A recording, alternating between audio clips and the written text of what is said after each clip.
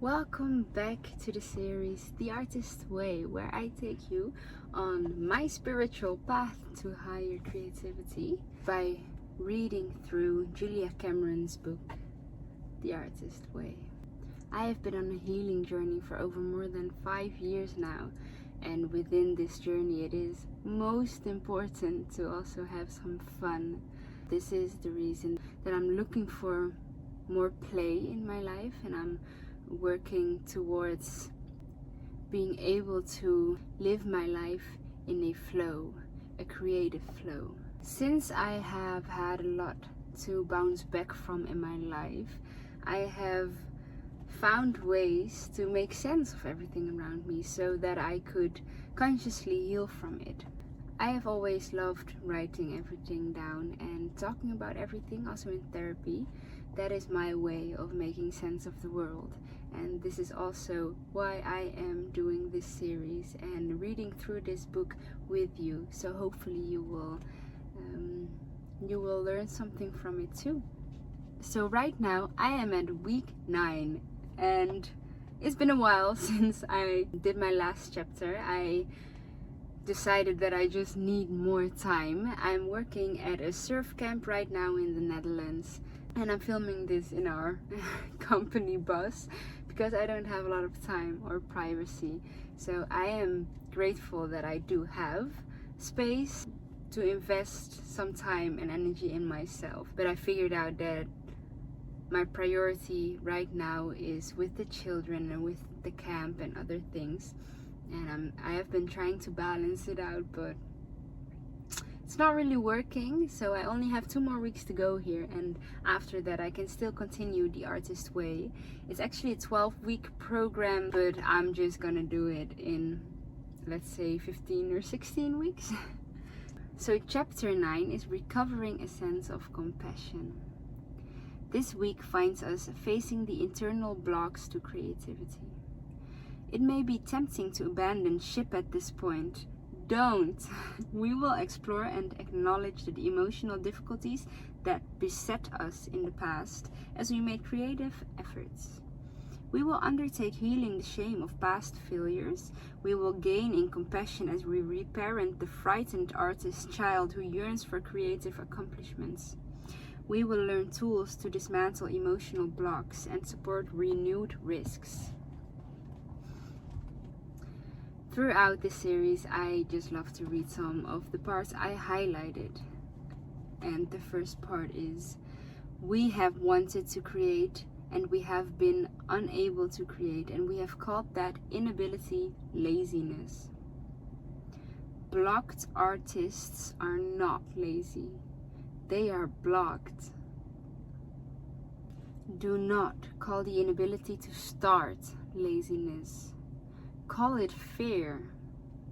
Fear is the true name for what ails the blocked artist.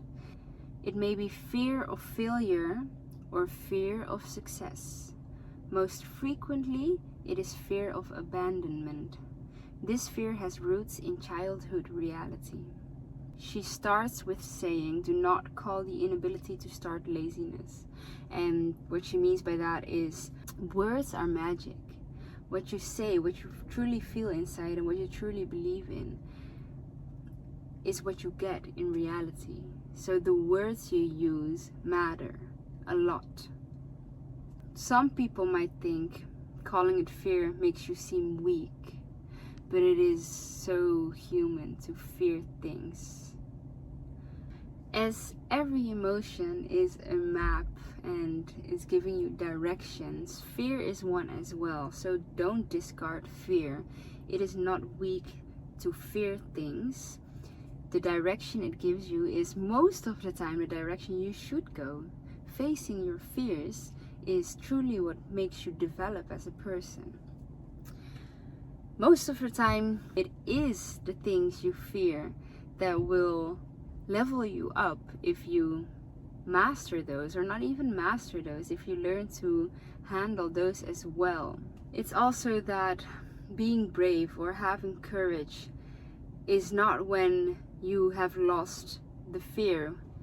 Having courage or being brave means that even though you fear, you still do it. So understanding what you fear, so within creativity, success or failure or abandonment, understanding that you fear it, you can learn to keep yourself safe. And if you do know how to keep yourself, your inner child, your inner artist safe, then you'll be brave enough to do it anyways, and you won't let anything stop you in your way, external factors or internal struggles. The need to be a great artist makes it hard to be an artist. The need to produce a great work of art makes it hard to produce any art at all. I'm struggling with this as well. This may be the reason why I am procrastinating on my YouTube videos. Maybe not. I think this is probably what has stopped me from starting earlier than I have. So the lesson that you don't have to be good at first, but you just have to start, that helped a lot. Do not call procrastination laziness, call it fear. Fear is what blocks an artist. The fear of not being good enough, the fear of not finishing, the fear of failure and of success, the fear of beginning at all. There's only one cure for fear. The cure is love. Use love for your artist to cure its fear. Stop yelling at yourself. Be nice. So if you learn how to protect yourself, if you understand why you fear any of it, you protect yourself by loving the parts of you that feel unworthy, right? If a child fears to ride a bike, for instance, you'd protect this child by saying you'll be there beside this child. That's love. The same goes for creativity or for starting a passion project at all. Stop yelling at yourself. Be nice. Tell yourself that even if it fails, even if you struggle, even if you feel blocked, whatever happens, even if people tell you it's bad, just have your own back. Protection. Protect yourself, and you will see that there are other people in the world as well doing the same thing, wanting to protect you as well, if you let them. Another part of the book is about enthusiasm. I'm enthusiastic.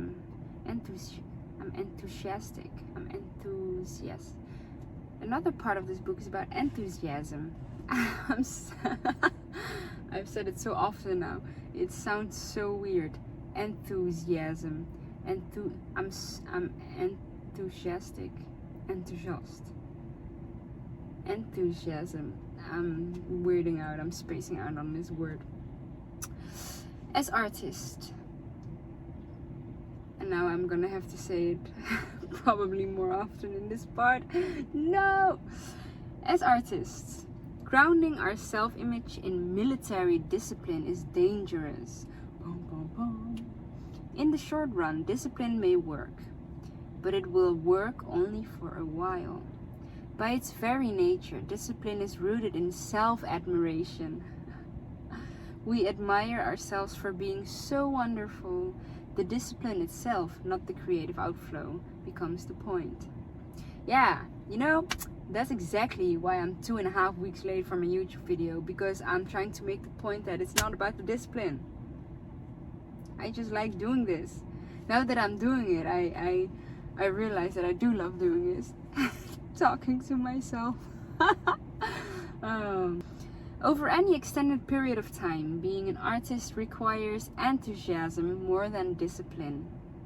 Enthusiasm Enthusiasm is not an emotional state. It is a spiritual commitment, a loving surrender to our creative process, a loving recognition of all the creativity around us. Enthusiasm, from the Greek filled with God, is an ongoing energy supply tapped into the flow of life itself. Enthusiasm is grounded in play, not work. And I looked it up on the internet, not that the internet is always correct, but enthusiasm does come from filled with God. And we use it so often nowadays. So it is so normalized. And I think spirituality should be normalized more than avoided. So I just really like that. People who tend to get really enthusiastic about things, you see the passion and the sparkle in their eyes, right? It's just childlike wonder. Remember that art is a process. The process is supposed to be fun. For our purposes, the journey is always the only arrival. May be interpreted to mean that our creative work is actually our creativity itself at play in the field of time. At the heart of this play is the mystery of joy.